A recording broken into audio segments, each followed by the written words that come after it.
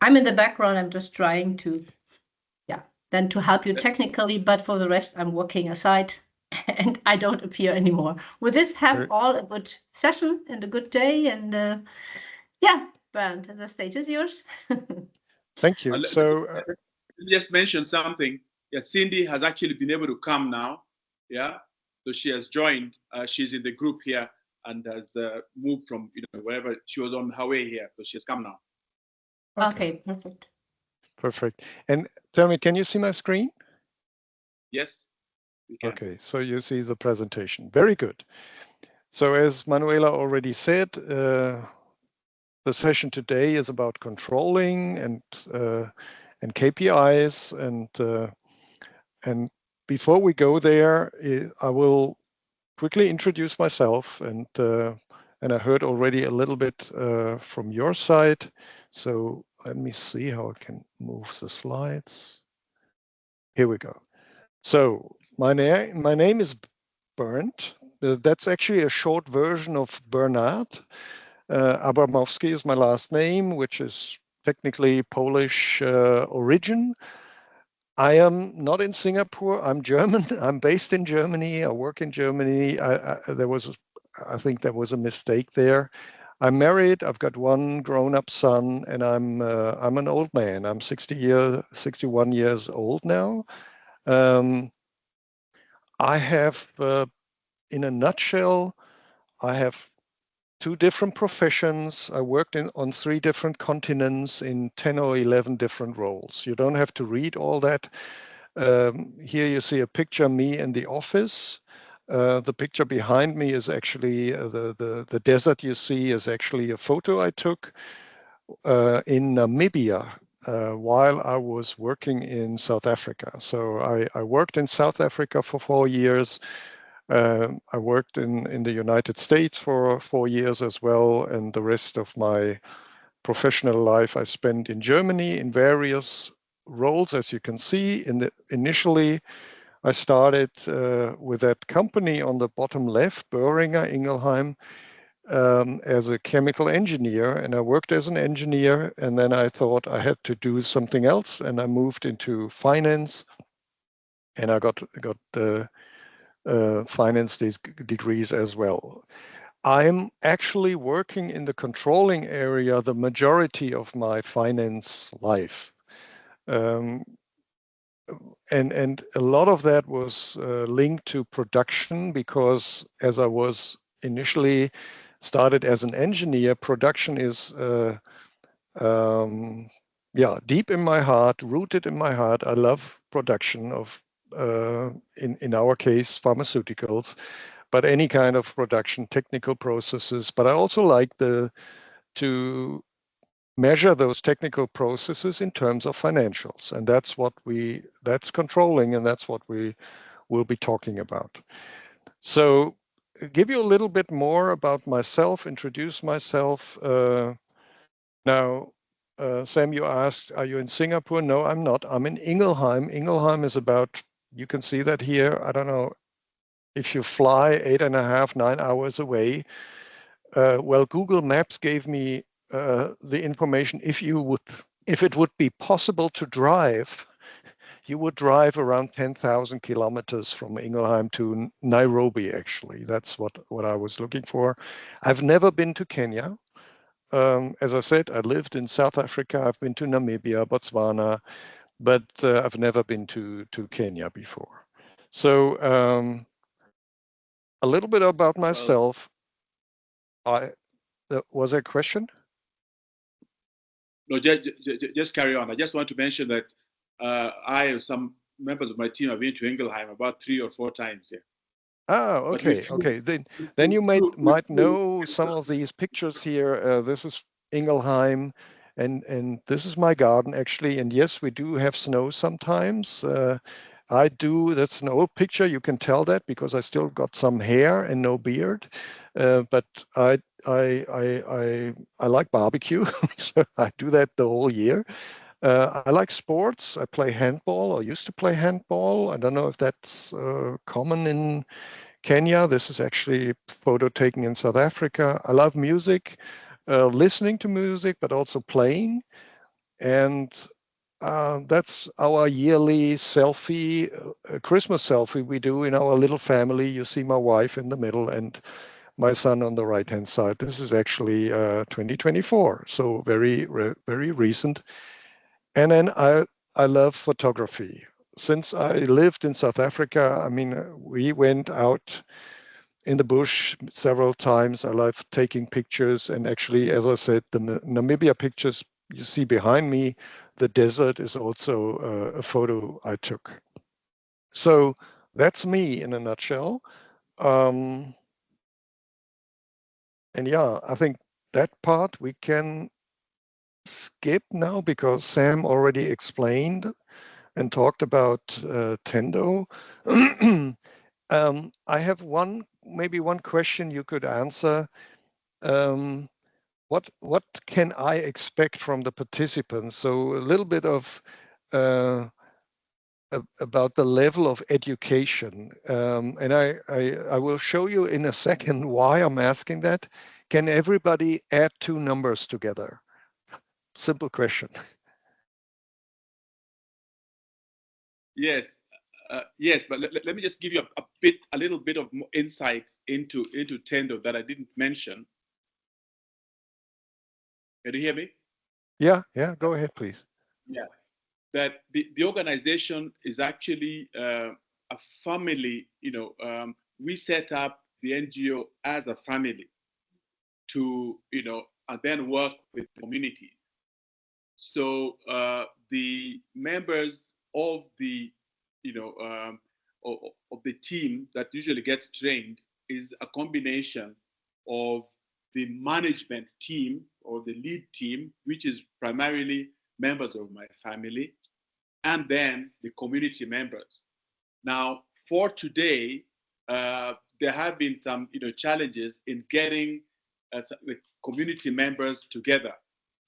And therefore, the team that you will be talking to today are really the management team, who are primarily members of, largely members of my family, all of whom are, graduates. We have 3 with MBAs, 1 with a master's in project management, right? But and therefore, I'm sure that they can add 1 and 1 and get 2, right? Okay, that's probably then they might know better than me in certain things. But let's now comes the part where I want to hear everybody, and yes, and let me switch to the next slide. And so I'm really asking you if you can add two numbers together, and you will learn in a second why I'm asking that. So, but I need that feedback, and quite quickly I will click through the slides very quickly, and you need to add the numbers together. So let's start simply. So you all together, and please, if anybody else is on the call from the Solwoody group, please join. You have to unmute to do that. So let's test if I really can hear you. So please read the number to me. 1,000. Okay, can you speak up a little bit? It's a little bit soft. 1,000. Okay. So the next. 40. No, you need to add the numbers. Or 1,040. Okay. Then let's do the following. So you got the principle. So I'll start again, and now I will click through the slides in a certain sequence, and you always, when you see a new number, you add the number to the previous prior result, please. And I'll start now, and I want to hear you loud and clear, please.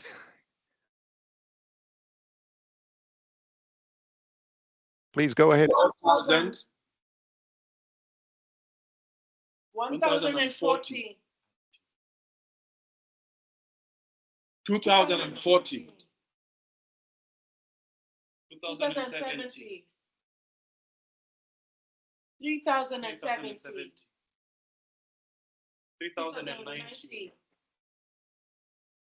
4090. 4100. 5100. 5,000. 4,001. You know, I do that with every team I have. And every time I hear 5,000 or something around that. And now, why is that? I mean, it's a little fun exercise because obviously the result is 4,100. But usually as an adult, we make assumptions. And somehow it feels more natural to say 5,000 or something like that than 4,100. If you do the same exercise with, let's say, school kids, they probably get it right because they simply add what they see.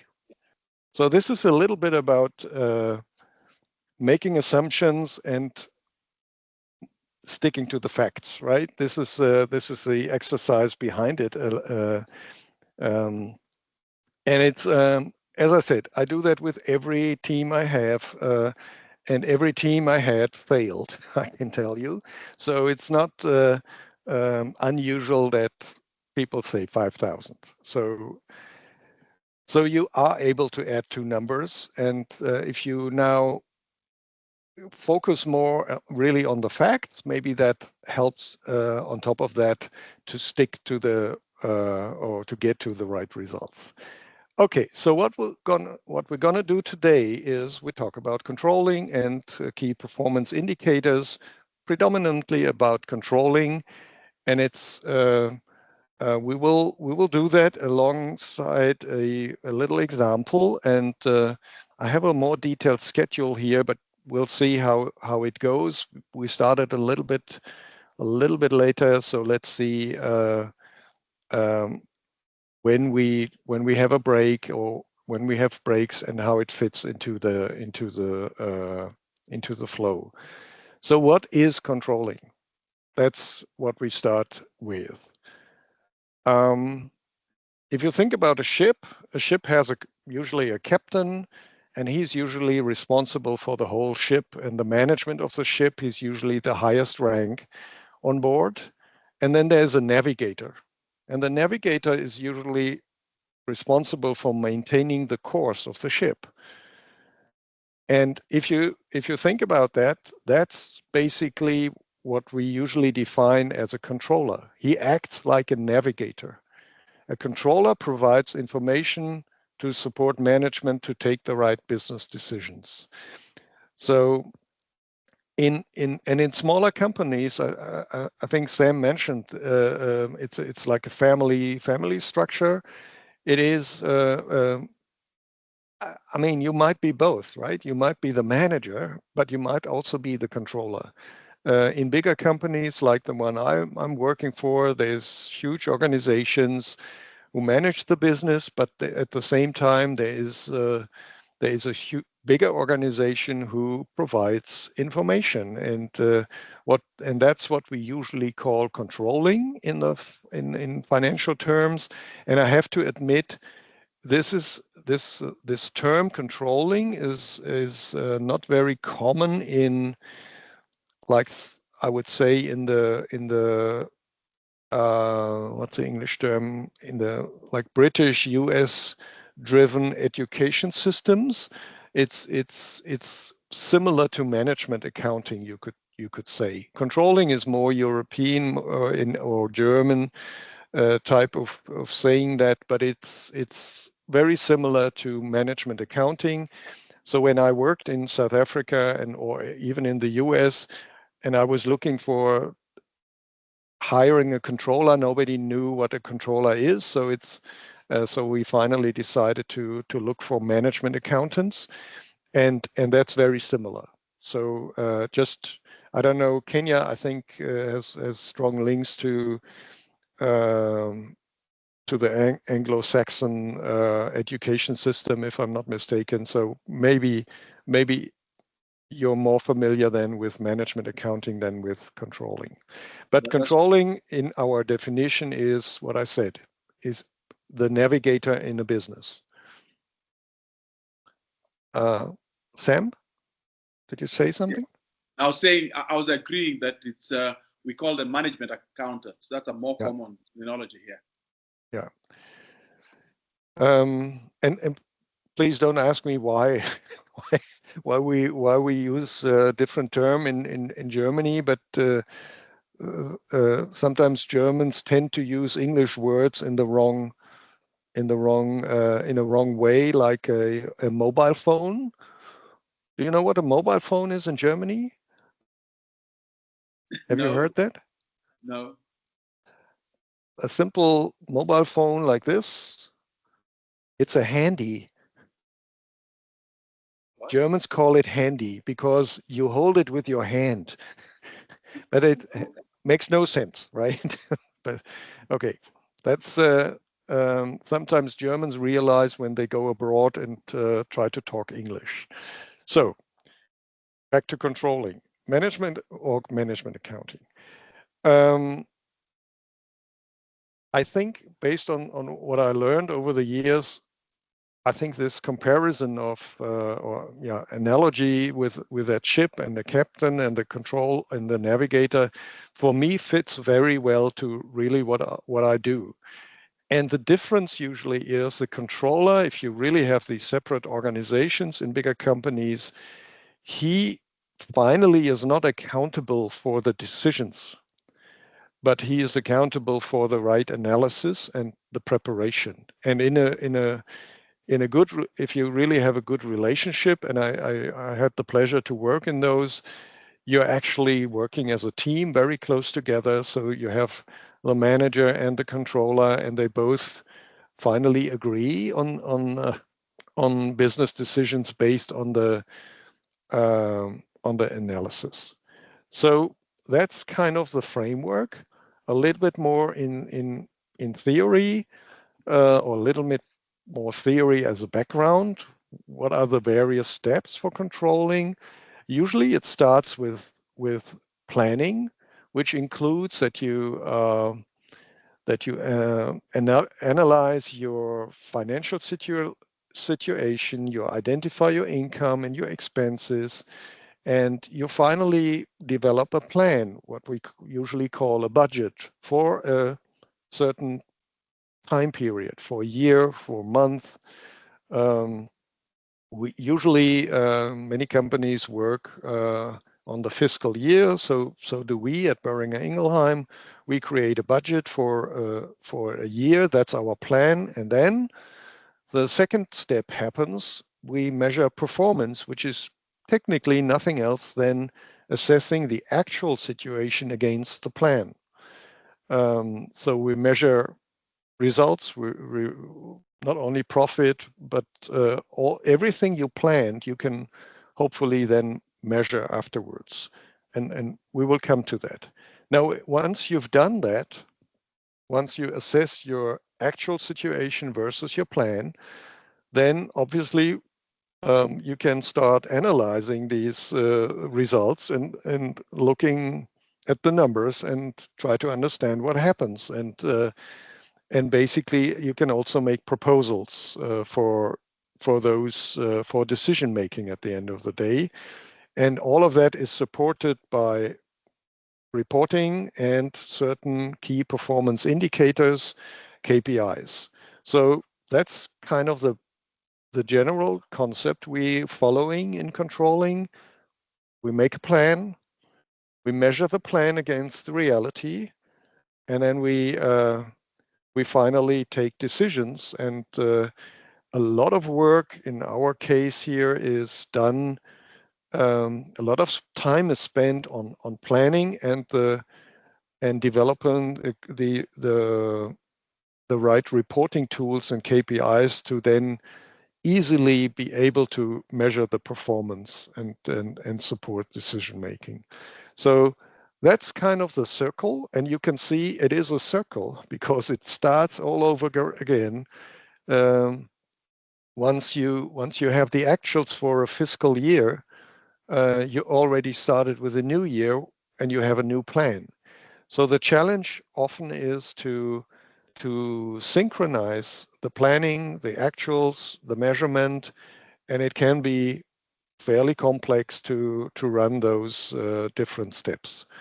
But we will break that down in a very simple example, and hopefully that will enable you or help you to better understand the concept behind this this approach.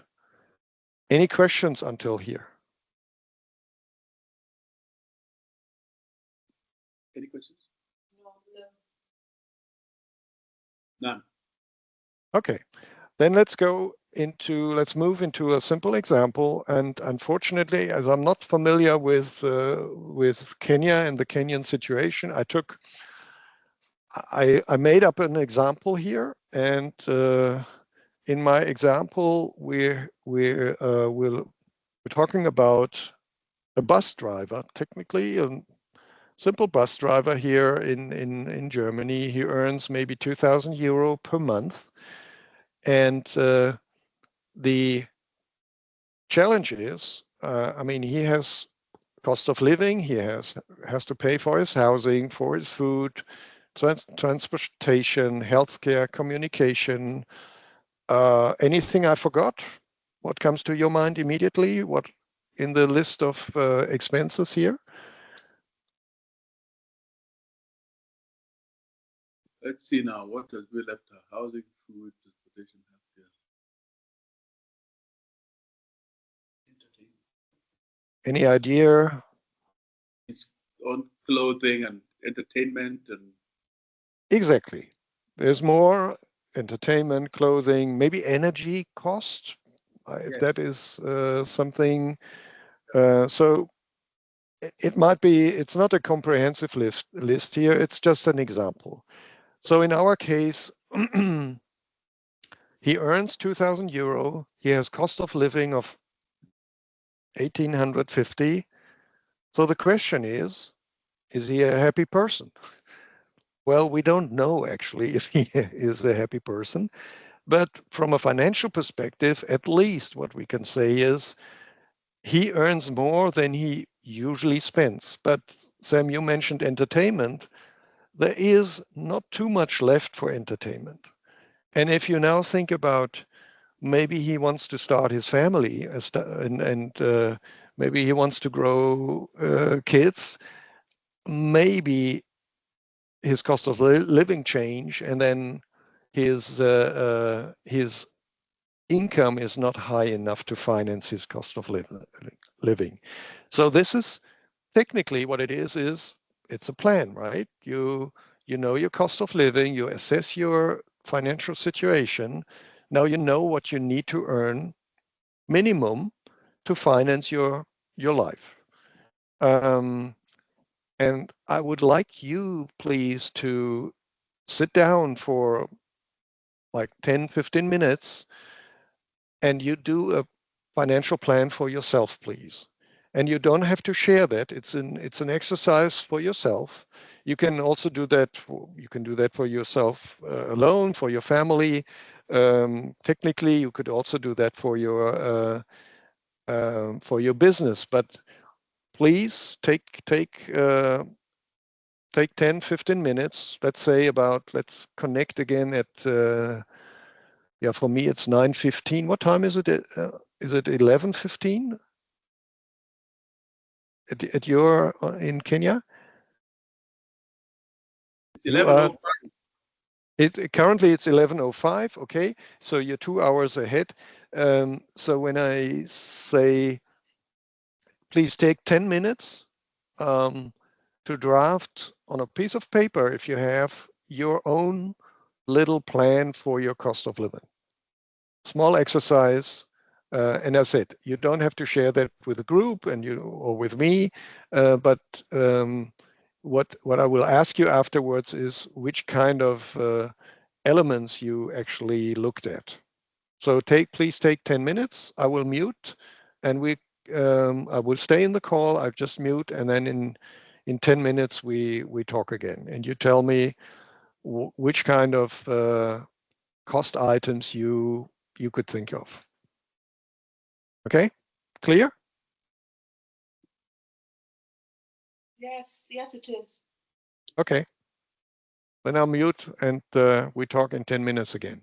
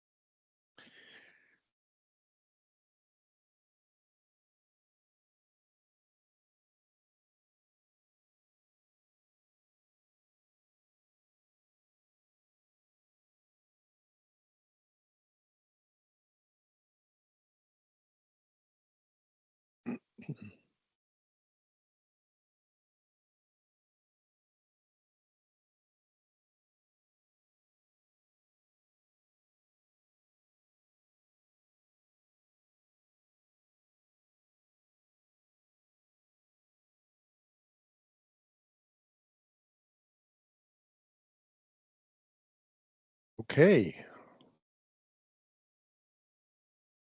So I see here there's Solasa as a participant. Is that another group now?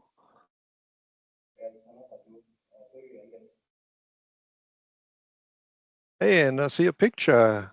Great. Hello. I can't hear you.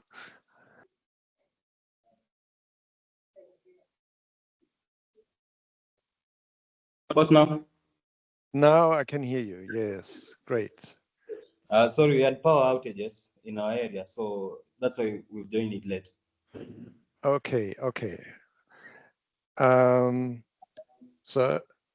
So I heard about Tendo already. Can you say a few words about Solasa?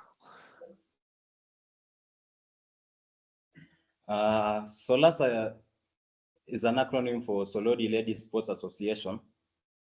Here, basically, we have 4 pillars. That's socio-economic empowerment, sports and talent development, education, then we have health. So in socio-economic empowerment, we help women, basically, majorly those in SHGs. We have an education institute here where we have ECD from playgroup to grade 4. Then we also have a vocational training center, which incorporates teen moms. When we come to health, we have basically every quarter we have health outreaches where we get to the communities, we provide them with health services.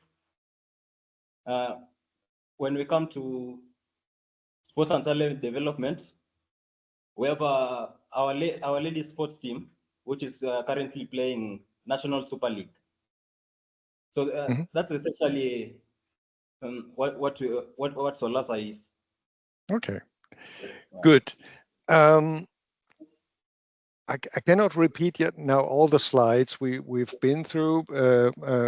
I tell you briefly. I'm about myself. My name is Bernd, which is a short version of Bernard, and I'm working for that company you see here on the slide on the bottom left, Boehringer Ingelheim, for more than 34 years now, in two different professions, on 3 different continents, in many different roles. And I worked 4 years in South Africa, and you see the picture behind me is the desert in Namibia. Actually, I like photography, and I'm a controller by heart, let's say that, and it means, and we already clarified the terminology a little bit. Controlling, I think, would be more comparable with management accounting and in a more English-driven education system. Anyway, when you joined, we just had a little exercise. You can see that still on the slide. If you can see the slides, right? Yeah, we can see the slides. Okay, good. And I go for everybody, and I think Sam, maybe you can explain then afterwards. Let me quickly repeat what controlling is. It's a good exercise to repeat things. I assume you haven't heard any of the presentation yet, right? We haven't done. Okay, good. Then I go 2 or 3 slides back just to give you the high-level overview and why we had this little exercise, and then we can continue. So quickly need to go here. So what is controlling? Controlling is basically like a 3-4 step approach. And it usually starts with a plan. You make a plan. And that can be a plan for, like in a business, you would assess your financial situation, your current financial situation, your cost, your income, and then you prepare a plan for the next period. Could be the next month, could be the next year. Usually in bigger companies, we plan for a budget. We call that a budget for the next year. And it will tell you, okay, we assume sales, we assume cost, we assume profit. That's a plan. We make a plan. Now, the next step in controlling is that you finally measure your actual results against that plan. And then you have to take the right decisions. So if you just simply saying, okay, your actuals are not according to the plan, that's one thing. That's just an information, but then you have to use that information and take decisions. And that's basically what controlling is.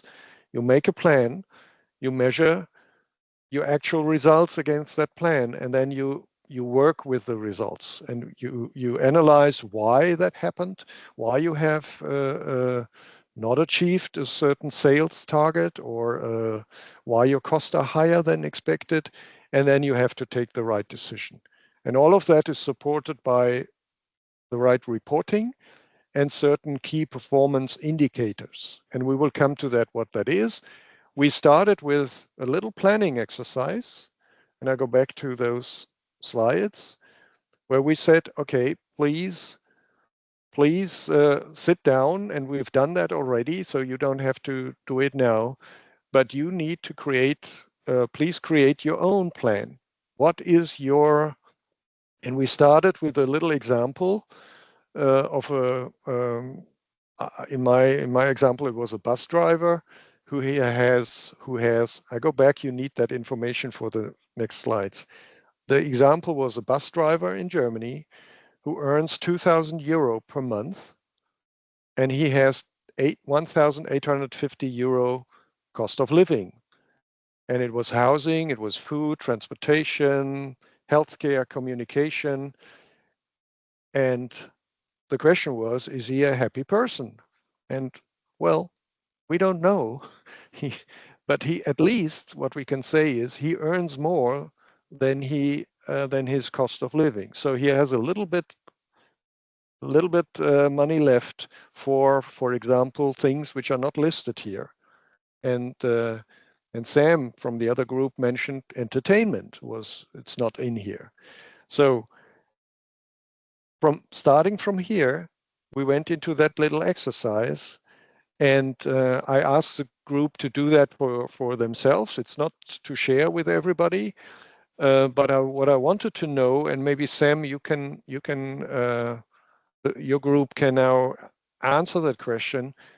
Which elements did you think of in your little example? So, I mean, those are the ones I put down here, but there's probably more what you have to list in your daily life, or what you want to cover. So, any additional cost items you would list here, Sam? I have Robert from our team who will answer that. Okay, and let's put it down immediately. Go ahead.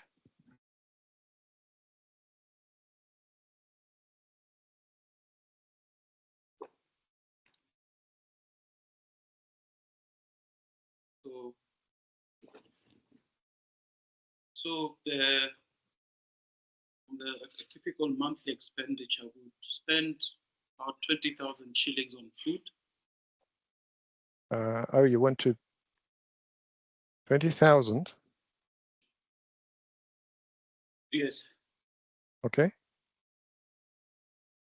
Transportation, spend about 10,000 shillings. Okay.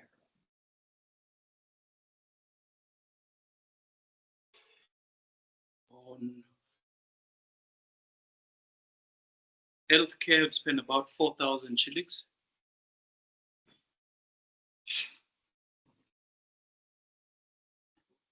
Communication, about 5,000. You said 5,000? Yes. Okay. And there's electricity, Uh-huh. which is 4,000 shillings.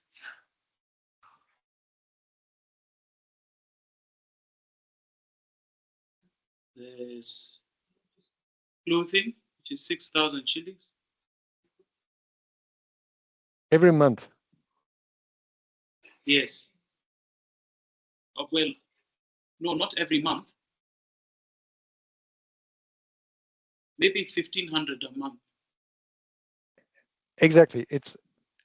And that's important, right? For a plan, you need to, it's not what you spend total, the total amount you spend a year. You need to, when you have those elements like clothing, which you might buy something every month, but not your full, not everything you need. So you need to break it down in a monthly contribution here. So it's, okay. Anything else? Household maintenance. Household maintenance. Okay. Let's see.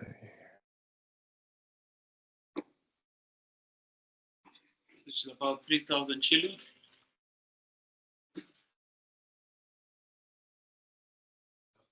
Mm-hmm. Savings. Ah, very good. Is 5,000 shillings. Okay. Personal care.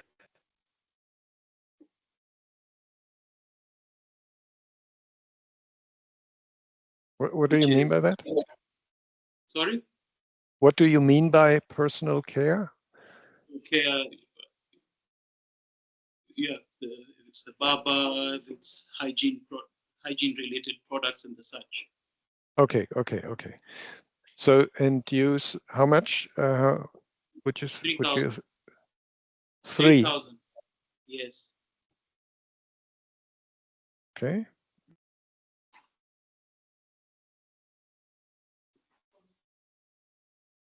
Anything else? Just confirming. So I have to make that smaller.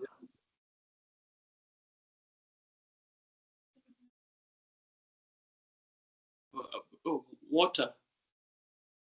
Ah, okay. 3,000. Hmm? 3,000. 3. Yes, 3. Okay. Then Yeah. there's education as well. What did you say? Education? Yes, education. Education. About 8,000 shillings. Mm-hmm.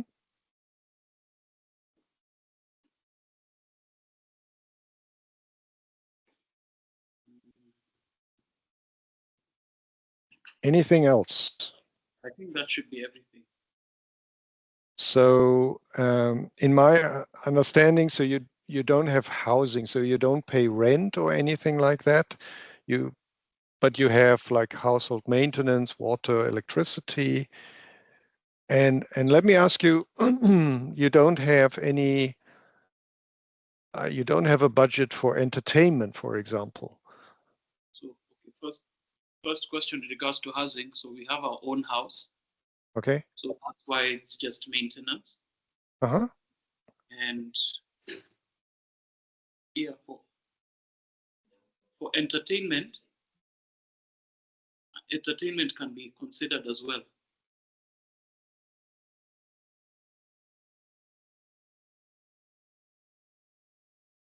Which is about 5,000 shillings.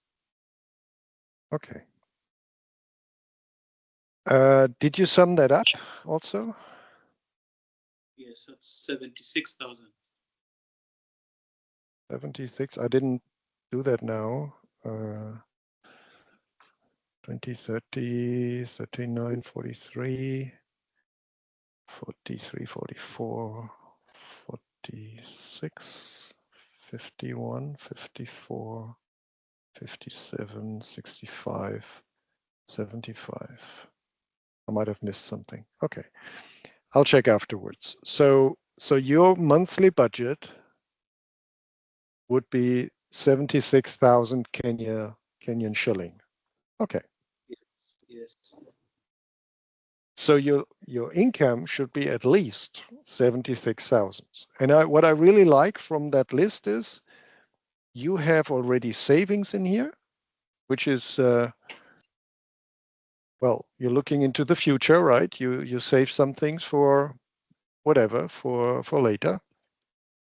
This is very good. So it's not only and you also have education, which I believe is also very important. That's not what I had in my list. No, that's so now you have a plan, right? You have a plan what you need every month. Now let's go back. Let's go back to the bus driver. I go back in presentation mode. I asked the question: Is he a happy person?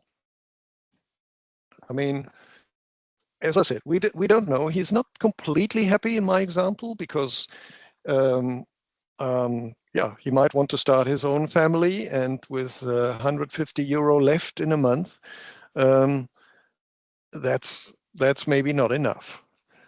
But anyway, now what we know, so he wants to start his own, in my example, he wants to start his own business because he believes he can make more money or better money once he starts his own business instead of being a bus driver for a city or so. So now let's calculate how much profit he needs to make to be better off than in his current situation. And for those who participated in the previous sessions, in the Gobiz sessions, you might remember this example. Fasina, who did finance, I don't know, a couple of months ago, she used this example, and I kind of use the same example. I changed it a little bit, but in principle, it's the same thing. So what is the example? Now, our bus driver wants to become the owner of a bakery, or he wants to be a baker.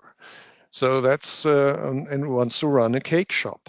And you heard that example already. This is and Fasina already shared with you. And please let me know who participated in the previous sessions on finance.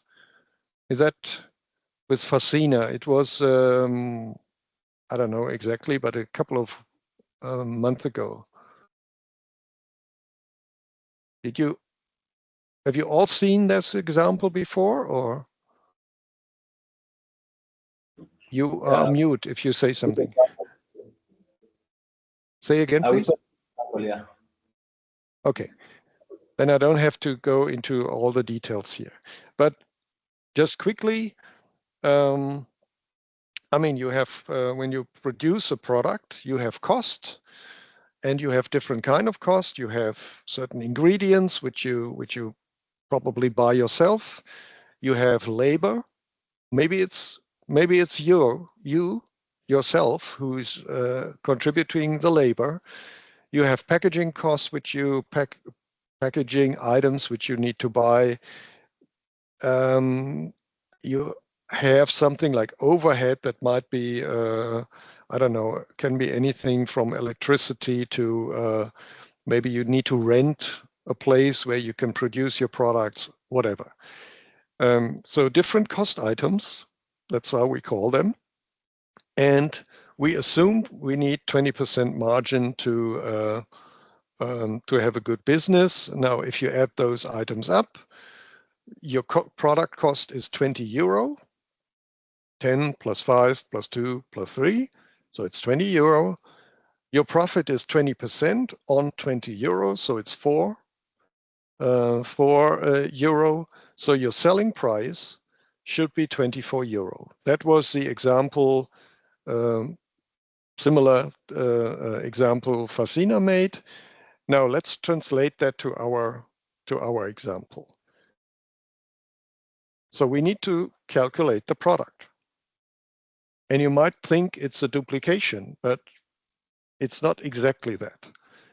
Obviously, as I mentioned, you have cost components, which is really an expense for you.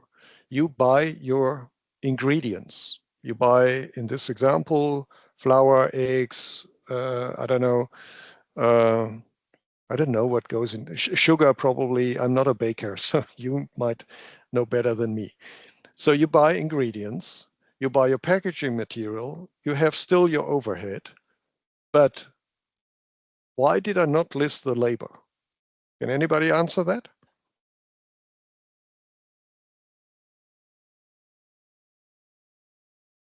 Pardon the question. I mean, in this example, if you compare those two examples, on the right-hand side in the green box, I did not consider the labor in the calculation. Why not?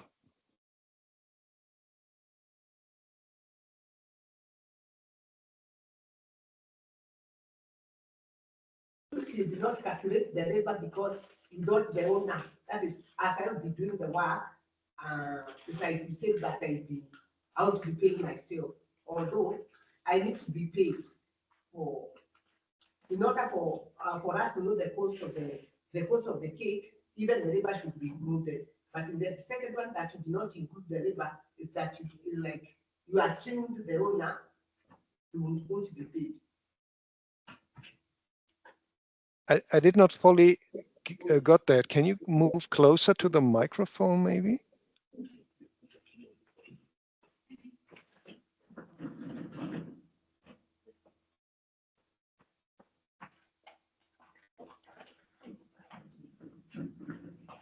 Okay, thank you. The first one, I see that you included the labor, and the cost is there for the whole cake. But the second one, you assumed the labor. To my assumption, I think that you thought that as I'll be the one who will be making the cake, it's like I want to be paid. It's like I should not pay myself. But to me, I feel that the labor should be included since for us to know the cost of the cake. Mm-hmm. Yeah. And thank you for that. You're right. The product cost should include the labor. So the calculation, which was shown by Fasina already, is absolutely correct. You need to, when you calculate the cost of a product, you need to include the work you're putting in. It's not an expense. You're not paying anybody, but it's your time. It's your effort, and you value that with, in this example, 5 euro.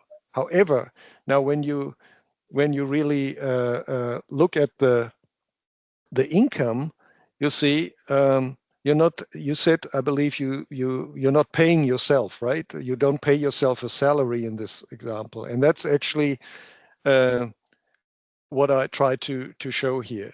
You keep all the expenses.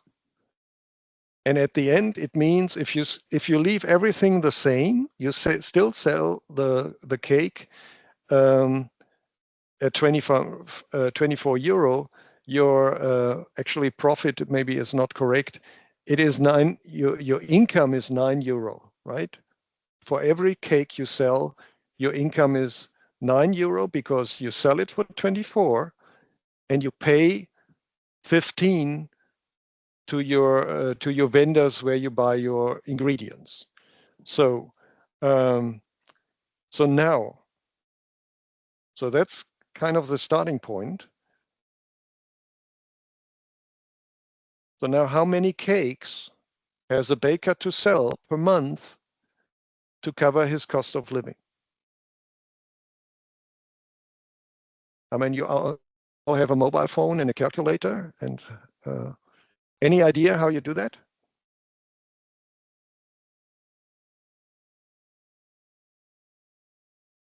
Sam, you can also contribute, right? I'm not seeing you, but at least I can hear you if you want to say something.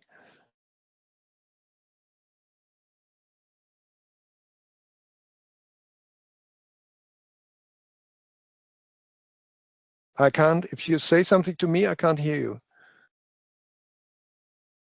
So you,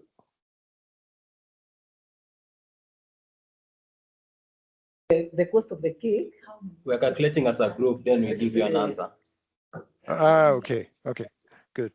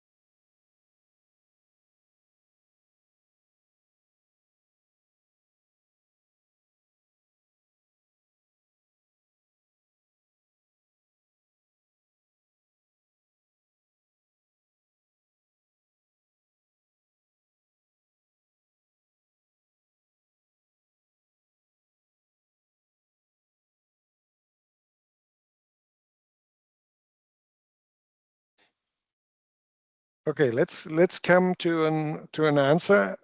I can. Sam, do you have an idea, or your group, how to calculate that? It's not difficult. No, it's not difficult. So what we So did, what we did is we divided the monthly cost of living by the profit per cake, which is monthly cost of living being 1850, and the profit per cake is 9.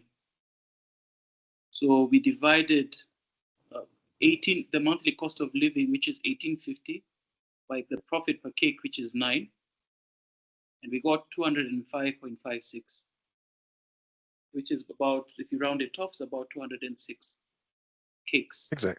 Exactly. And that's what I did as well. Now, why do you take the 9 and not the 24? Because it's the profit. You're looking to see how much because at the end of it, it's your margins are the ones that set that. Exactly. Because the 15 you see here in the right box, the ingredients, packaging, and overhead, is an expense, but it's not part of your cost of living, right? It's your product you produce. So actually, you need to always differentiate between what is your expenses, what kind of expenses do you have, is it in which bucket does it belong to? So in this case, and Sam, or I say Sam, I mean the group, that's absolutely correct. So I would do exactly the same like I did here already on the slide. I take the cost of living, divide that by the profit, or the €9, and that must cover my cost of living. So I have to sell. And by the way, the cost of living include the labor, right? My cost of living is a basis for me to be able to do that. I need to eat, I need to sleep somewhere, and that enables me to run that business. So it's about 206 cakes per month. So if you assume it's 20 working days per month, let's assume that it is 10 to 11 cakes per day, right? 206 divided by 20, that's around 10 to 11 cakes per day. Now, is that a realistic amount for a bake shop? Well, honestly, I don't know. I don't know how many cakes the bake shop sells, but in this example, it seems to be doable. Depends on your customers, depends on how much work you can put in. But that's technically what you would have to do. Let me quickly check my slides here. So, with that said, we have a plan, right? Now we know we assessed our financial situation, which is the cost of living we looked at.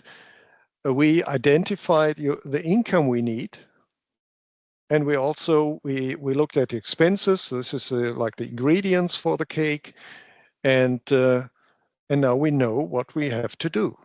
We have to produce and to sell 10 to 11 cakes per day to make our living. So we have a plan. Now comes, I think this was the easy part, because making a plan is not very difficult, right? You can put in everything. You can make up your mind as you want. So the key is to be as realistic as you can be. And we will see that then in the next few slides.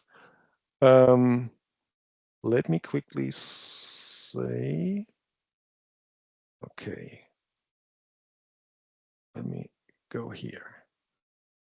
So this is our plan, right? On the right-hand side, we said we sell 10 cakes per day, just to make it easy, 10 to 11 to be precise. We assumed we need to sell the cake for 24 euro. That was our example.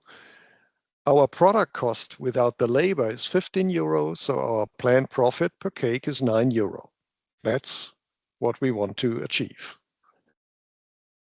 Now hits reality. So what happens? Unfortunately, prices for flour has gone up and for other ingredients. So your product costs change. And it's not 15 anymore. Now you have to spend 17 euro to produce a cake.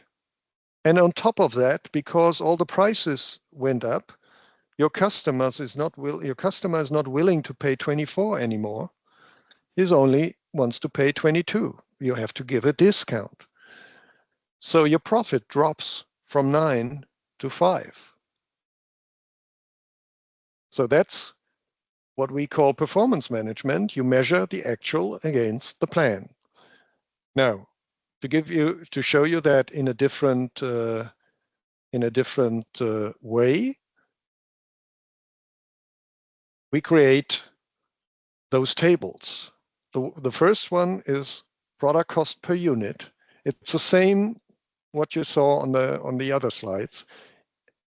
Your plan says your product cost is 15. Your actual says your product cost is 17. So you have a deviation of +2. So your cost went up by 2. Now, what we call an income statement is basically the measurement of your business. There you also have a plan. So the first thing you need to calculate is, what are your sales? We know in the plan, we determined already that we need to sell 206 cakes per month. And we assumed we have a selling price of 24 euro. If you multiply that, your sales is 4,944 euro.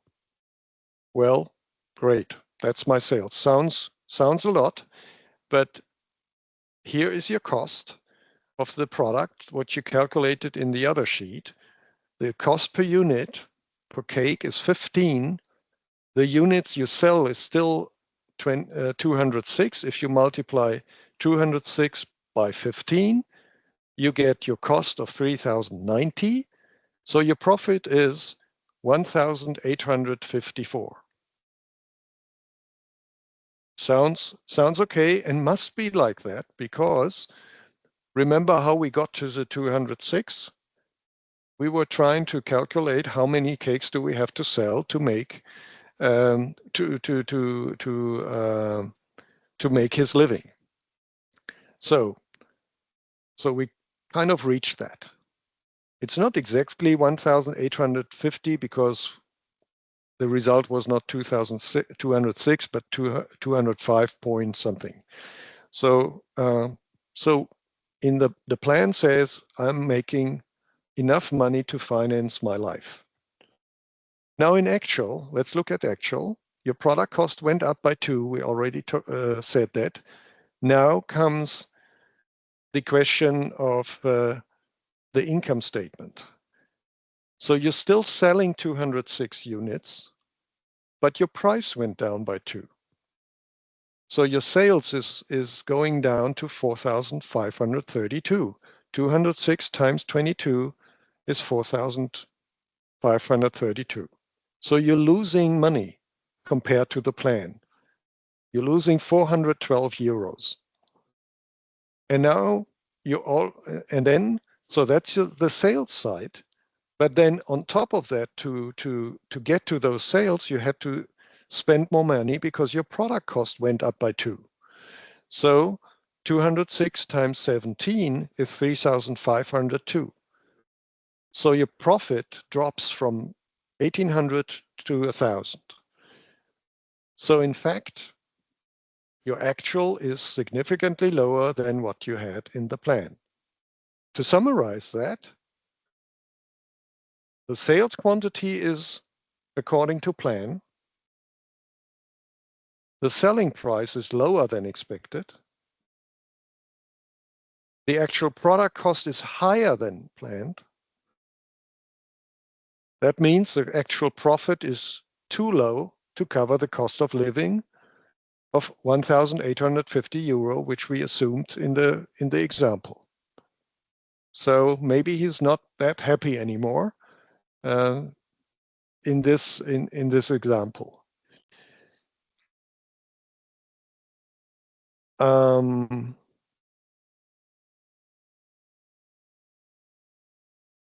So we did the plan.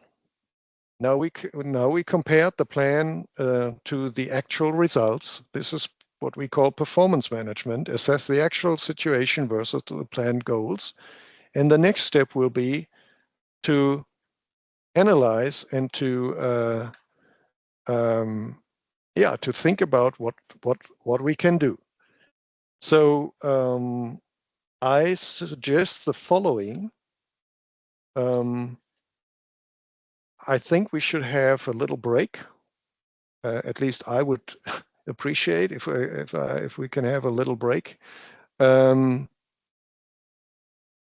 say it's 11:53 in Kenya now.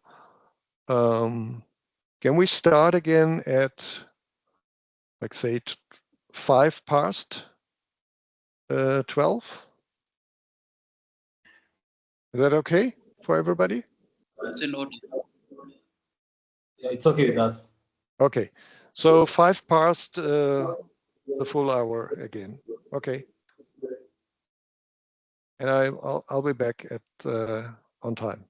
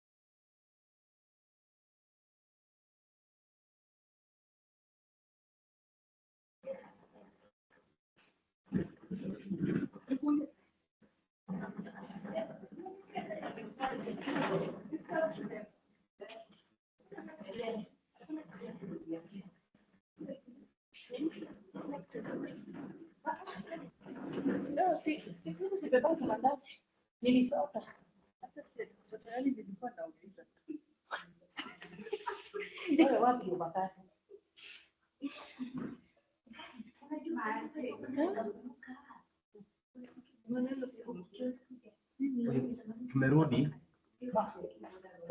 Tumerudi.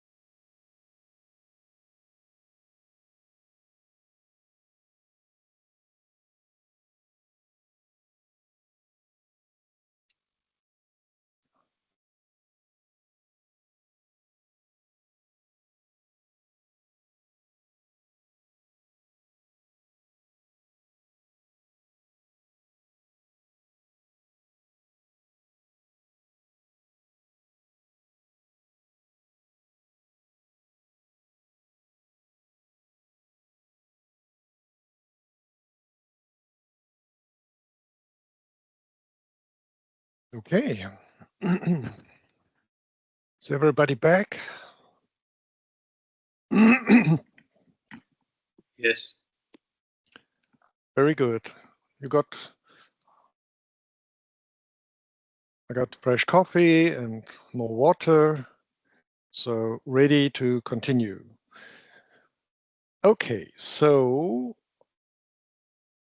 just to catch up again, we've done a little exercise on the plan. We looked at the performance measurement, and let's go maybe quickly to the slide I showed in the beginning. What is controlling? And think about you are the navigator on a ship. You keep the business on track. That's your job. So as a controller, or that's controlling. Provide the information to support management to take the right business decisions. Now I go back here. We learned what the situation is. We have the plan, we have the actual. Now, please, it's your task. I'll be quiet for a moment. I'll be here for questions, but it will be your task to find out and write down, and maybe let's say 30 minutes is maximum, but let's start. I will ask you after 20 minutes, or let's say at 1:30, I will ask you how far advanced you are. But please write down what you could think of how the situation could be improved. Write down what the problem is and which decisions could you take as a business manager to improve the situation. And then you can also discuss the pros and cons of certain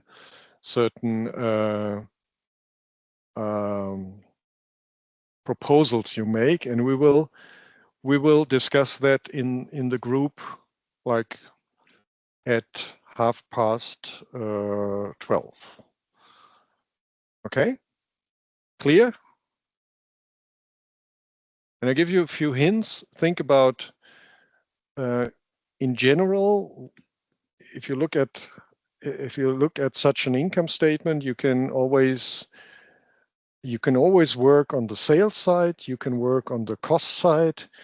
You can work on the number of units, whatever. think about and remember the cost of living and of that person in that example is 1,850 euro. Currently, it's only 1,030. So you need to improve significantly to get to the old to the money or to the value he needs for his monthly cost of living. So this is really now, business, right? You need to. It's a very simple example. You might say it's a stupid example, but it covers the principles you need to take care of. Look, so again, think about it. Think about the cost situation. Think about the sales situation. Think about the units. What can be done to improve the overall performance? And I'll go on mute now, and then like in 20 minutes or so, I'll be back. But if you have questions, please, I'm here, right? Okay.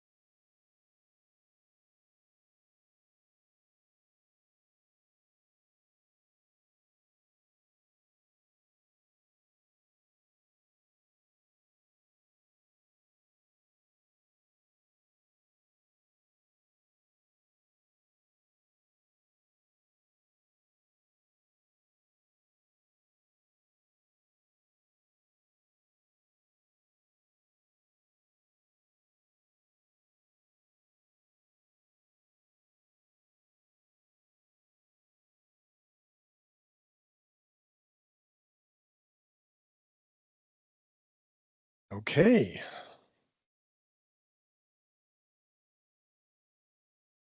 Everybody back?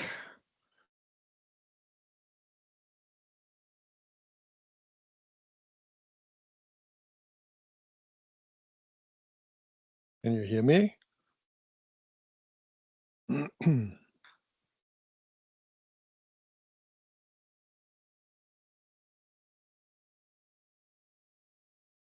So if anybody is saying something, you're all on mute. Give us 30 seconds. Okay. Yeah.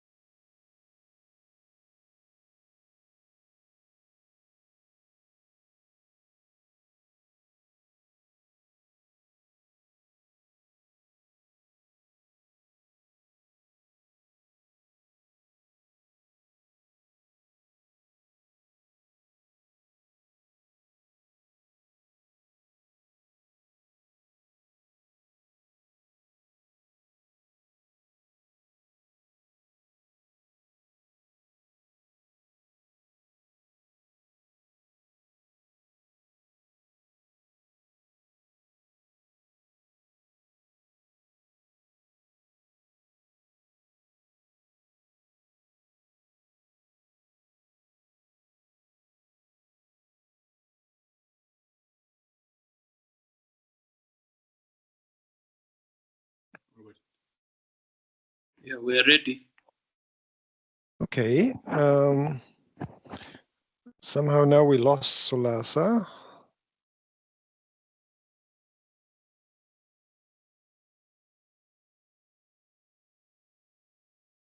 They were on the screen until just now, so.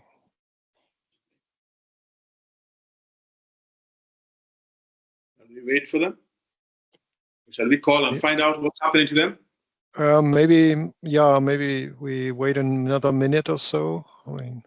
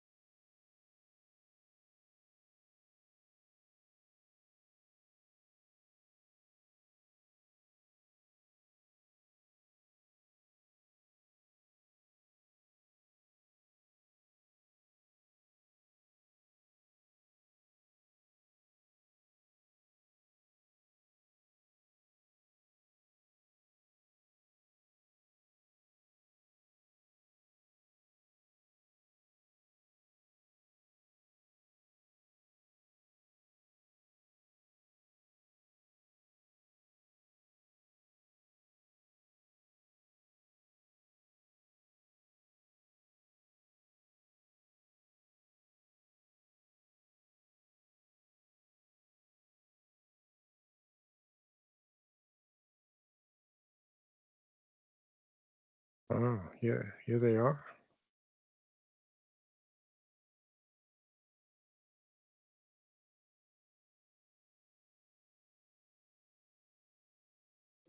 Yeah, they're coming on now. Yeah, they should be there. Thanks, Sam.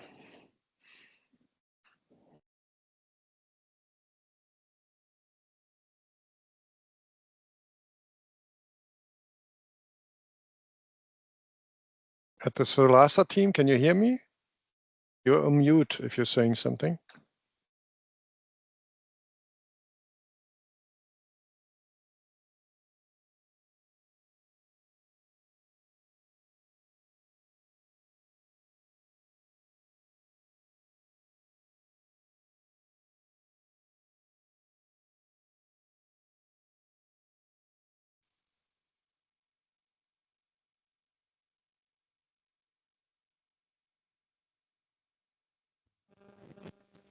Hello?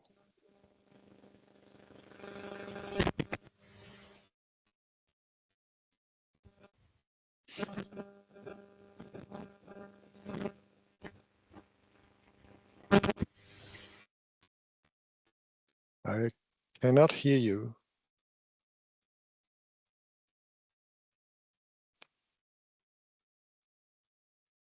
Okay, let's assume they can see at least the screen. And then maybe Sam, we continue. So I had asked you to sit down and write down what can be improved. So going to the next slide here, and maybe we can, we're now basically in the box decision support, and let's write down what can be improved. So do you want to, Sam, do you want to start and share some ideas? Yes, Robert from our team is going to give some ideas. Great. So let's, and I will take a few bullet points, take them down here, right? Okay. Go ahead, please. So what we've proposed to do is that because of the increase in the price of the ingredients, we want to increase the bulk, we want to make bulk procurement of the ingredients in order to reduce the costs.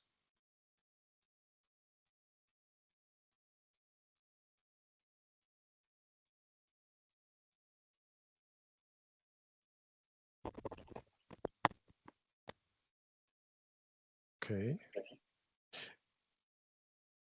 Do you think that works for a small bakery? What was the question? So I just repeat that.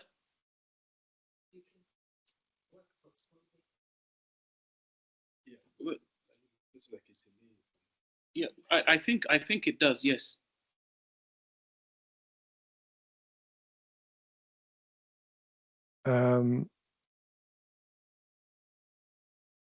Well, I'm not sure. Honestly, I'm not sure. I don't know if it works. I mean, sourcing bulk material versus buying it separately makes sense. Absolutely. If that is possible for a single business, I don't know. But if you think you could connect like several businesses and bundle the demands of the various ingredients, that could definitely work. So yeah, and I've seen something similar where you build those buying organizations, right? Put all the demands together, and then you buy as much bigger amounts, and the price goes down. Yeah, good idea. Yeah. So yeah, that's what we had in mind in terms of being an aggregator. Mm-hmm. Being able to then, once you buy in bulk, you're then able to control and dictate the prices of the products. And so, and like you say, by working with other small organizations, smaller bakeries, you know, through some local bakers association or something, you know, then the demand for the different bakeries can be aggregated and to get those prices. Yeah. No, good idea. So one side is you can reduce your cost. What else? Also, there's ways of lowering the overhead costs. So for example, finding alternative energy sources. For example, solar for sustainability of the business. There's biogas as well. Mm-hmm. Yeah, that, I mean, lower overhead costs is definitely something. I can tell you every company, every business looks for that to lower the overhead cost. That's sometimes in bigger organizations a very difficult topic. Alternative energy, yes. But you need probably a supplier for that, right? You need somebody who invests first to provide that alternative energy. I don't I have no idea how that works in Kenya, but you would need like somebody who buys certain solar panels and then to provide the energy to the business. But in principle, it could work, definitely. Any other idea of lowering how to lower overhead cost?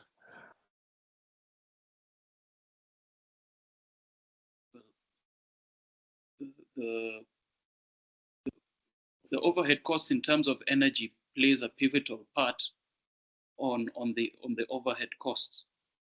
So in terms of electricity, it plays a significant part towards, if, for example, now, if we want to increase production and benefit from and reduce the unit costs, energy plays a significant part.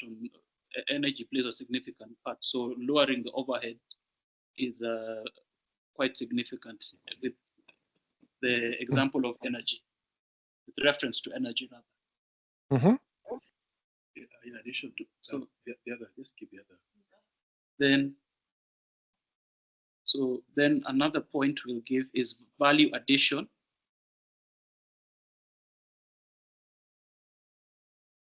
What do you mean by that? So value addition.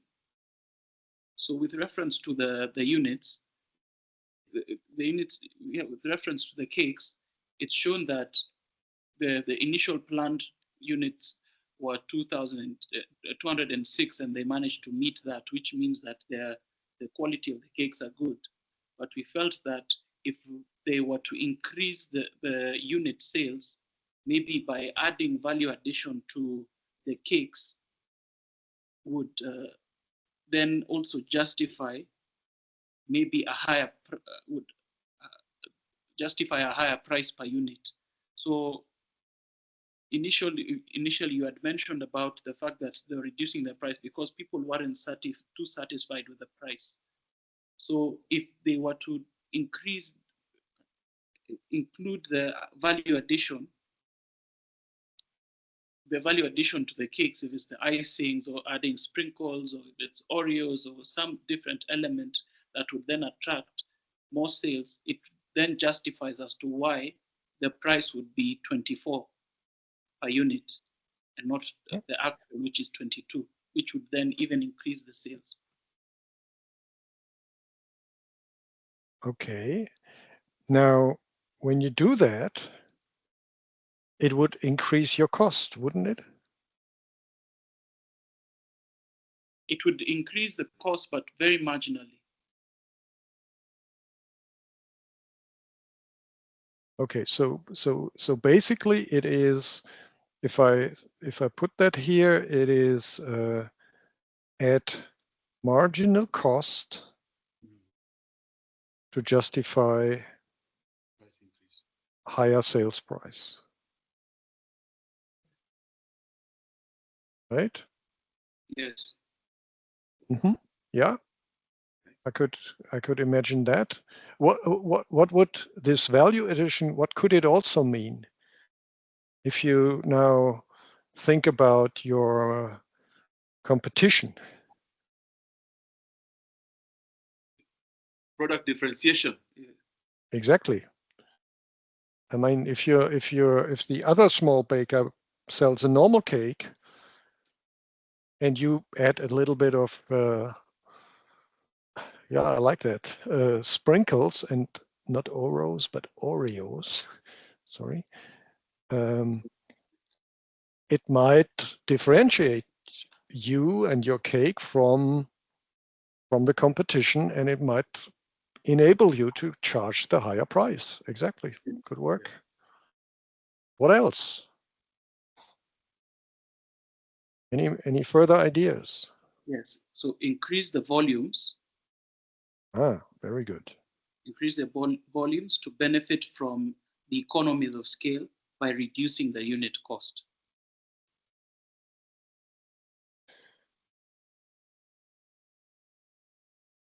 Thus reducing the unit cost.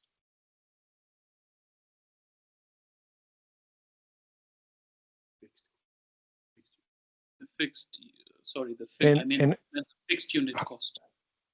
And how could you do that?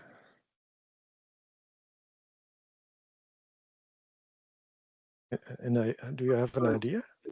So how could we increase the? How do you increase the volumes? Yes. Well, just get the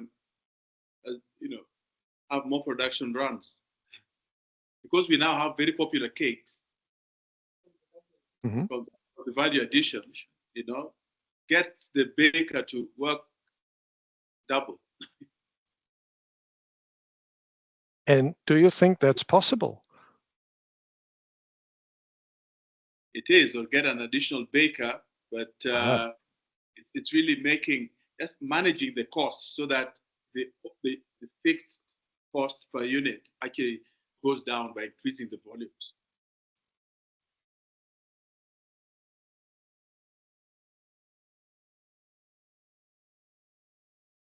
Or get half a baker. Mm-hmm. There is even a more simpler solution in my example, if you carefully looked at the framework. Okay, let's see.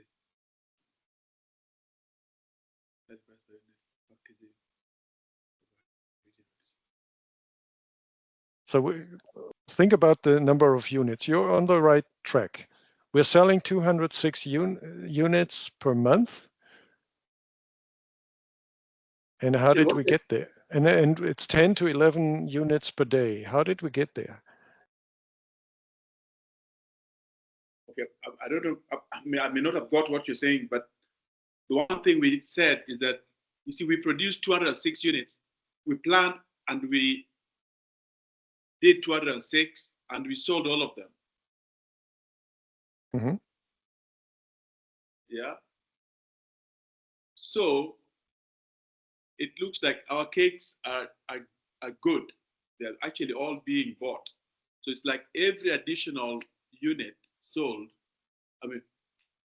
produced, would be sold. And I completely agree to your analysis. But instead of adding a baker, which adds cost, Mm-hmm. there is potentially another solution. Very simple, actually. All right, it's too simple for us. I go a few slides back, and you see that immediately. Okay.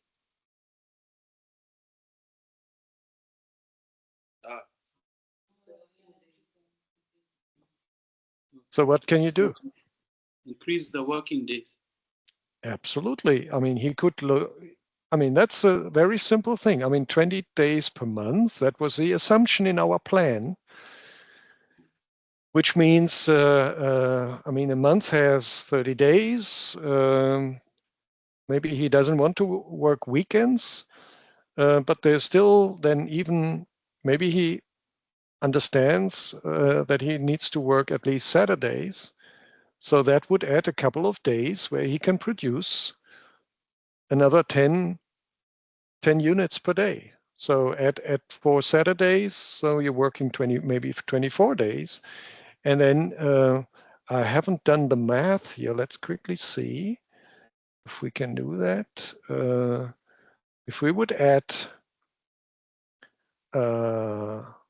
if we would add another 4 days, that means 44 cakes. So we would produce 206 plus 44 is 250 cakes times, let's assume 22. Okay, minus, now we need to minus 250 times 17. I'm not changing anything else, just the number of units. Okay, so we're making, it's still not enough, but at least we have improved our profit margin. Okay, so maybe that's a good idea. So increase volumes, and let's do 2 points here.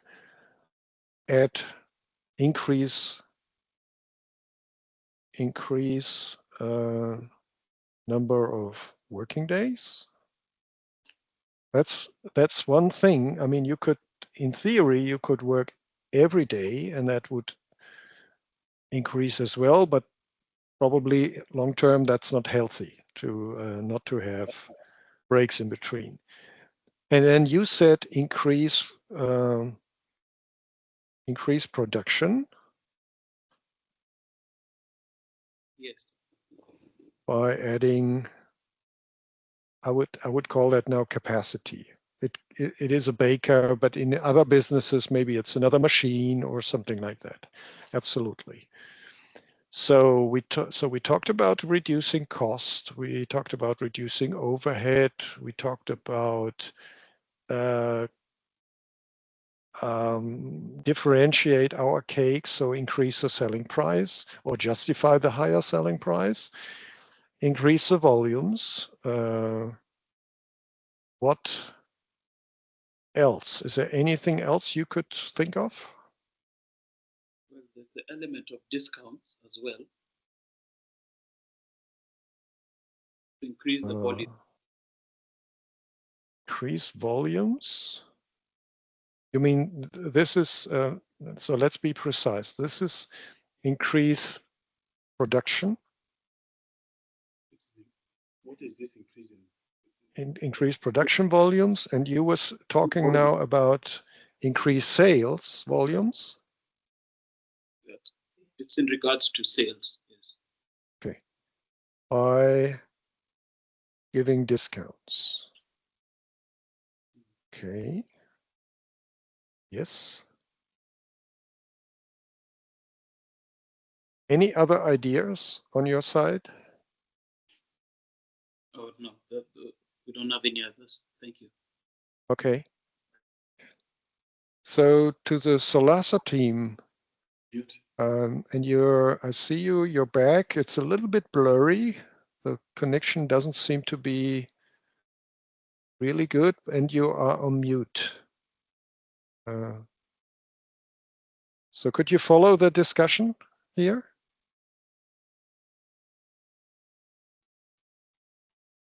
I can't hear you.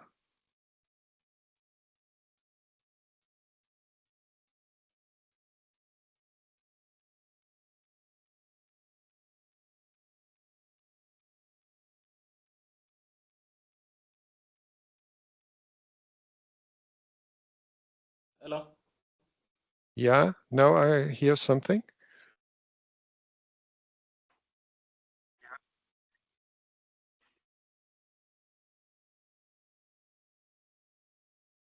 Could you follow the discussion, was my question.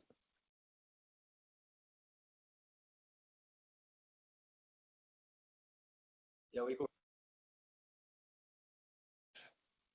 There is a certain delay. I'm not getting your answers immediately, I believe. So my question to you would be, do you have anything to add to that list? Do you have any other ideas how to improve the situation of this baker?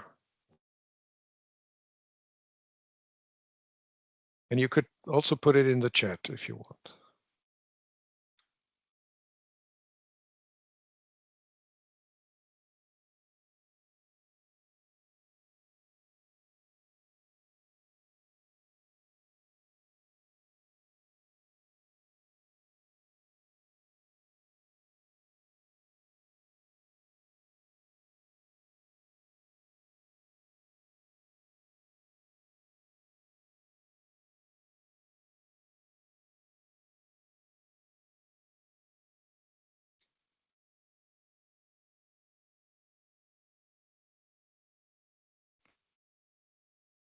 Okay. It seems Solasa can at least hear us, so let's continue then. So we have now the input here for how we can improve the situation. So from a controller perspective, we've done the plan, we've done the actuals, we looked at the deviations, and we even developed certain ideas to improve the situation. I mean, you could assume or do an assessment by yourself. If you do all that, how the business would improve. We're not going to calculate that now because there's many assumptions in here, and there's also tricky. The proposals you've made can be tricky. For example, the question of giving discounts is it need to be carefully assessed because a discount doesn't change your cost structure. It just reduces the price you getting, so it reduces your profit. But it's a common marketing tool. So, but you need to be careful, and I think you need to always be in control of your cost development, of your cost. Usually we call that cost origin. So what is your initial cost? And then you can work on the various elements in the income statement to improve those lines. And thanks for these proposals. I think you touched all the lines. We talked about increasing the production units. We talked about increasing the sales and reducing the cost. Those are the major topics here.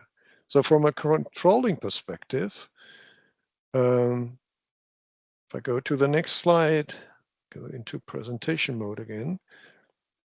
In that circle, again, we've done the plan, we measured the performance, and then I think what we've done now briefly is actually the fun part, and we usually call that business partnering. That's when you look at the numbers and make up your mind and make proposals to management to take the right decisions. And you made a few proposals. I mean, that can be elaborated in numbers much more. And the last part here is basically you saw already certain reports, those tables, nothing more than that, but the comparison, putting tables together which show the results, the plan, and the actual results. That's I would say basics for every controller. You need to collect the data and put them into a format which helps you to analyze your data. And then the key performance indicators are a measure to easily, let's say, track the development of your business. So, and that's basically the last part of that circle. And it's all based on the fact that what gets measured gets done. So if you don't measure, it will be an issue. And I give you a very simple example. If I want to lose weight, I have to weigh myself every morning, step on the scale, and only if I measure it long-term and track the results, I will finally lose some weight. If I don't do that, I'm just guessing. So a key performance indicator should be about critical business topics, not my weight, by the way, that's not critical. It should be measurable. So it should be something what you can really put in numbers, and it should be focused. So too many indicators are also not really a good idea. So you need to focus on a few which are important for your business, and I think the beauty of a KPI is, of a key performance indicator, is when you use them long term, you clearly see developments. And so it's also not helpful that you change the key performance indicators too often. So you should really carefully think about what you need, and then track the development of those KPIs long term. Now, that's all theory. Let's go back to our example. Take a few minutes, let's say until quarter past, and think about which KPIs are really helpful for the bakery. And it could be, I put in here one, we already talked about the quantities. So one simple measurement could be to track how many cakes per day has he produced. But think about other KPIs for that little business. So your task is until quarter past to write down a number of discuss and write down a number of KPIs for this little business, which enable you to track the performance of the business long term. What is critical? Clear? You can also show me your thumbs up if I don't hear you. Yes. Okay, cool. We'll talk quarter past. I'll be back in 2 minutes. Just give me, I need a little bio break.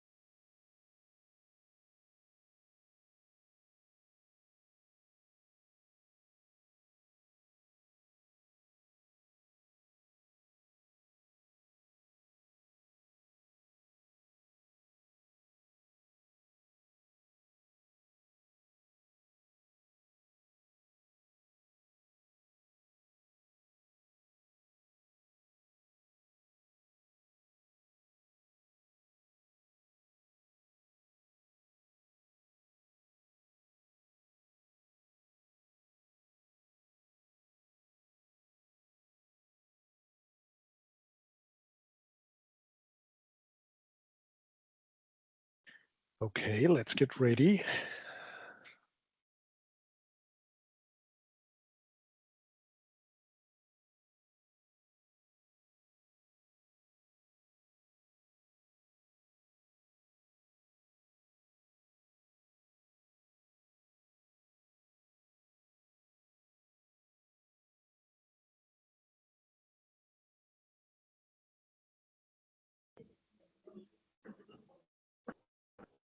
Can you hear us now? Yes, we can hear you. There's a little delay, but please, I think, please go ahead.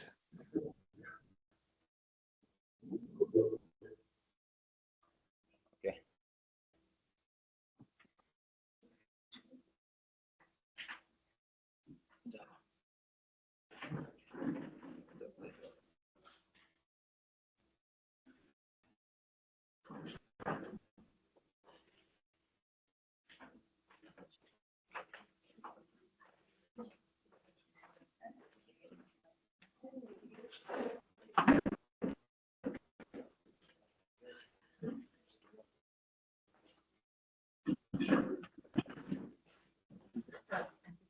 Yes, can we continue? Yes, please.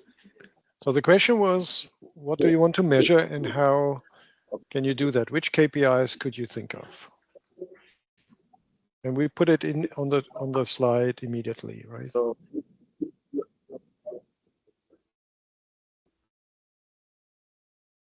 we have looked at the waste produced from the raw material. So we have we are supposed to minimize the amount of waste from can be done by taking the correct. I'm sorry, it's breaking up. We can't really hear you. Can you put your proposals in the chat?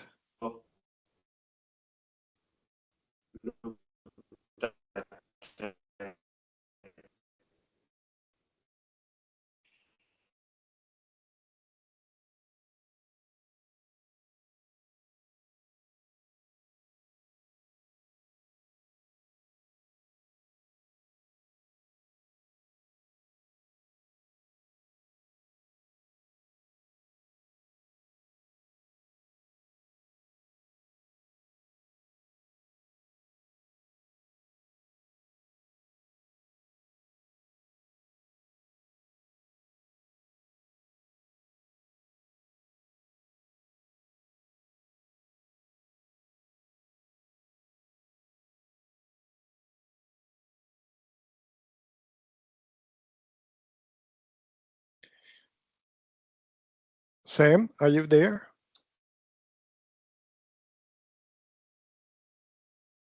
Yes, we're here. So since we can't hear them, at least I cannot, can you, I think we can continue and maybe then start with you. So what are your proposals for a KPI? So for our proposals, we have consistency. What do you mean by consistency? Consistency in terms of the quality of the cakes that are produced on a daily basis. And how do you measure that? Because that was one of the criteria, should be measurable. How do you measure consistency? We measure consistency through the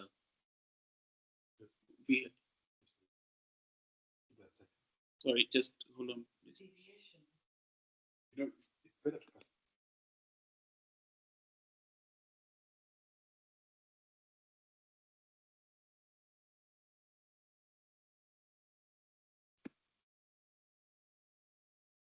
Or we leave it. Deviations from the standard. How? Or maybe just okay, maybe we can just remove it. No, that's not removing it. It's too simple. because I think you have the right thing in mind. Now, because you're basically talking about the quality, right? Yes, quality So, assurance. so how do you measure that? And that's exactly the point, right? We need to translate what you want to achieve, a consistent quality of the cakes, into a measurable indicator. And what could that be? Just think about it. I mean, you do that for your products, right? Yes. You told me in the beginning your products are certified. Yes. Yes. So they are measured somehow. Yes, they're measured. They're usually measured using the active ingredients as well as the viscosity. So for us, so for example, with reference to us, when we're checking for the consistency in our product, so if we're looking at maybe a detergent, we look at the level of viscosity for the other than the there's how it lathers, how it so those are the kind of things we look at when it comes to consistency. So with reference to the cakes, maybe if we have a designated a designated taster who ensures that maybe there's the softness is up to par, the aesthetics of it, amongst other things, just to ensure that it's consistent for every time it's produced, that it's still the quality is maintained. And to reference that back to the other proposal you made, like adding value, and maybe you said, I think you said adding some Oreos. One, a very simple or stupid KPI could be the number of Oreos on every cake. It is, but it has to be measurable. So your idea, ensuring the quality, is absolutely the right idea. Now the difficulty might be to bring it to into a measurable KPI, and it could be. You said I know for other products like coffee, they have these people who taste the coffee all the time, and yeah, so you see, some of these qualitative KPIs can only be done in that way. So I think, like Robert was saying, we actually have a professional taster and who looked at the visual, how the cake looks, and then tastes to see that it actually it maintains the quality.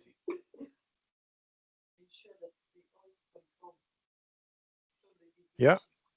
Okay, so I apologize. I have a technical issue right now here.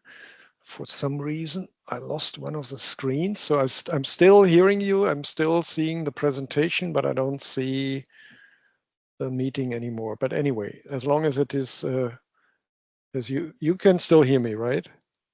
Yes. Okay, for whatever reason, it's not showing up here on the screen. Anyway, so I don't know what KPI we should write here, but for sure, your idea of measuring the quality of a product is the right thing to do, because it will, if you don't deliver the right quality, you can't either you can't sell it or you cannot justify the price, whatever. So it's a good idea to measure that. I leave that open because I have no better idea at the moment, because every case is different. But what else do you want to measure? The cost of sales. Cost of sales, okay. What do you mean by that? Cost of production. Basically, the cost of production. That's then the product cost, right?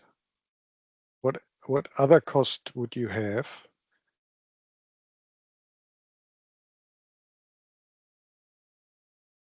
Product cost probably per cake, right? Per unit.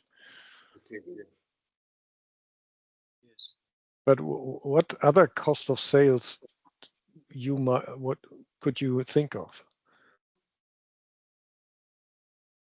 Well, I think there's the cost of sales. There's the cost of the ingredients, and then there's the cost of packaging. There's the cost of labor. Mm-hmm. That is all from my perspective, and we had that on one of the other slides. This is all product cost. Right. But you might have, and I give you a hint, you might have delivery cost. Or distribution cost, yes. Or maybe we call it distribution, it's better. If you, again, as we discussed, the baker might work more hours, more days, because he can produce more, because he can sell more. He might not be able anymore to distribute his cakes or run the shop where it's sold. So he might have additional costs. So distribution cost is also could be an element. So all of that together could be cost of sales. Any further ideas for KPIs? And unfortunately, the problem I have now is I can't see the chat, and I don't know if. Give me a second, please. I want to change something here.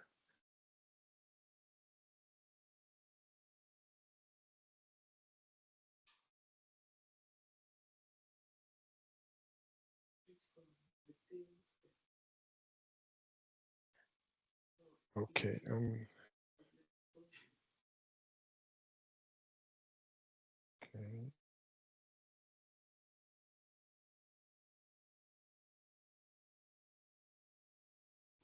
Yes, 61. Okay. So I am again. So let's go here.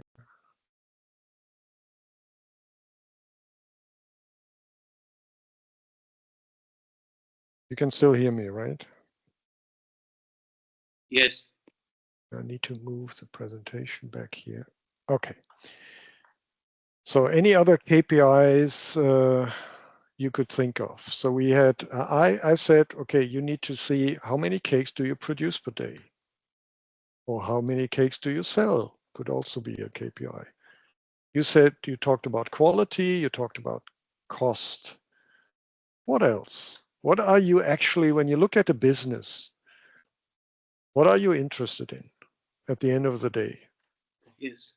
So there's the orders per customer. Ah, good idea. Orders per customer. Yeah. What else? There's customer feedback. Yes, but that's not a.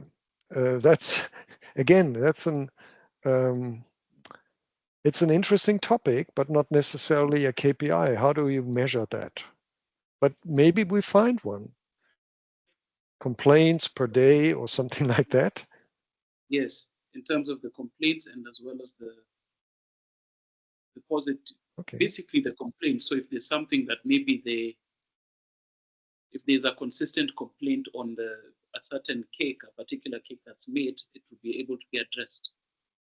Mm-hmm. Yes. Could be per type of cake or per day. Absolutely.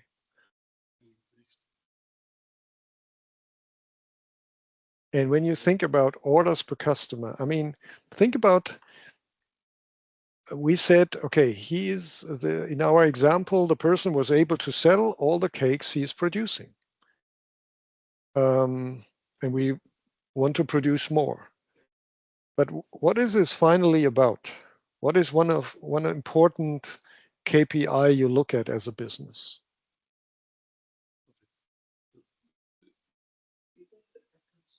The biggest thing is That's what it is. Yeah, so the biggest thing is profits. It's okay. Profit is definitely, that's the final result. Profit. Think about a portfolio of different cakes, and maybe not every cake has the same product cost. So some cakes deliver a higher profit than, or might deliver a higher profit than others. So the profit margin per product could be a good idea to measure, because finally you want to sell those products which provide the highest margin, because then you earn the most, right? Then I'll give you another one which I just thought of is market share. I mean, if you differentiate your cakes like we discussed earlier, you might be able to increase your market share because your customer is buying from you and not from your competitor. And I would leave it with that. I mean, there's probably plenty of different KPIs. It is not an easy task to define the right KPIs to measure your business, your specific business. And it also depends on what you really, on the type of business you're in, and maybe quality is more critical for like a pharmaceutical business, like the company I work for is in, than for other businesses. But in fact, you have to, I think I go back here to that slide. You have to understand what is critical for your business. You have to ensure that it is measurable. And even if you talk about, when you talk about customer feedback or quality, you have to translate that into something which is measurable. And then obviously it should be like in a normal business, it should be just a few KPIs which are really relevant for your business, which you track very diligently on a regular basis. I think those are, that's why I'm saying it's not an easy task, and you need really discuss in your business what is really the key driver for your business. Maybe it's energy cost, maybe it is the other ingredients, you name it. Maybe it's delivery because your production works well, but you need to distribute into regions far away, which might increase the cost.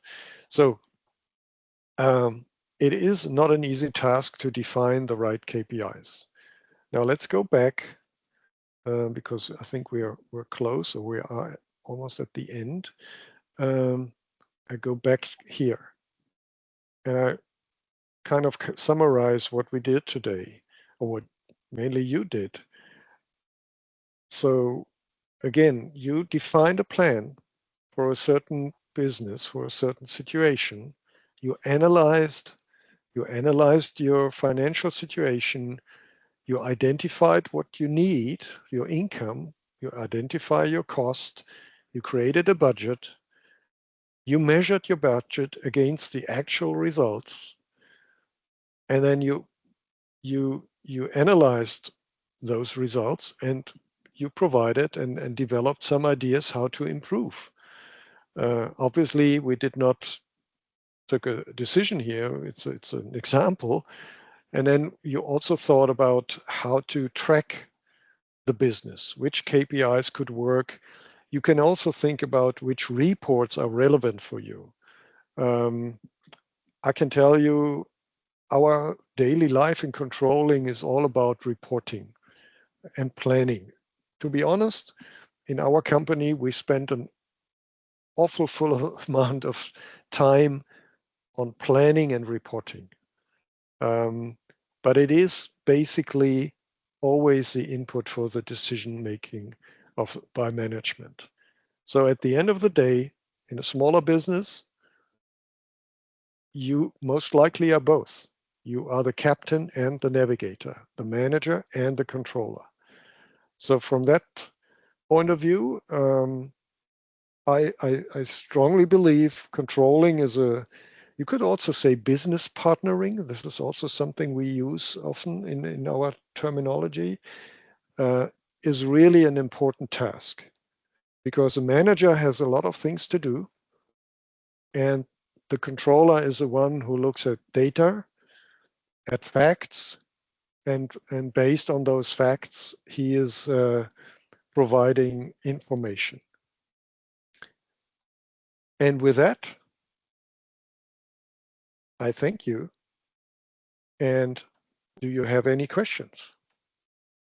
I still have a few minutes, so we can spend a few minutes on questions if you want. I don't know, the Solasa team, they joined again. They had another power outage. Not so sure if they heard everything. The picture is gone as well, so I don't see if somebody's reacting. Well, we can see that the cake already has some Oreos.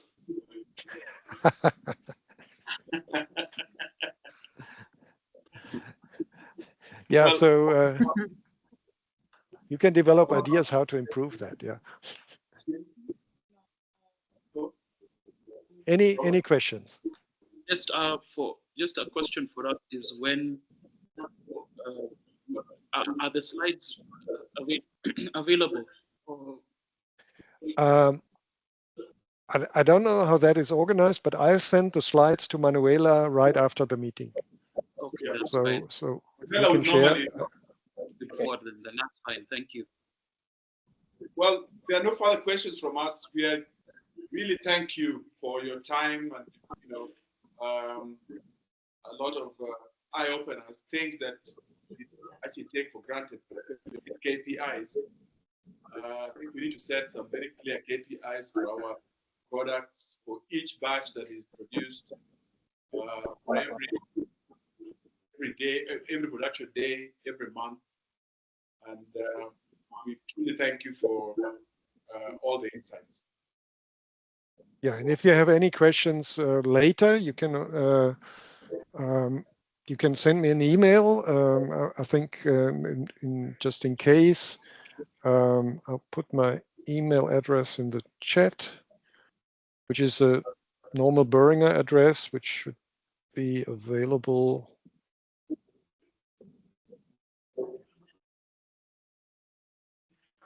We also want to thank you for your time and patience, though there was a lot of mix-ups. But we also had a suggestion to get the slides, but you've already answered that, so we are okay. Very good. Yeah, and unfortunately we had some connectivity problems, and luckily I could see you at the Solasa side. You had fun in between. I saw that, which is great. So thank you for your time. Thanks for your participation, and enjoy the rest of the day.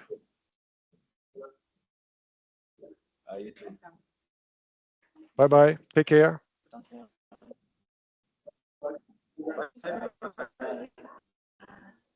Hello, thank you. Bye. Have a good day. Thanks, Sam. Take care. Bye-bye. Thank you.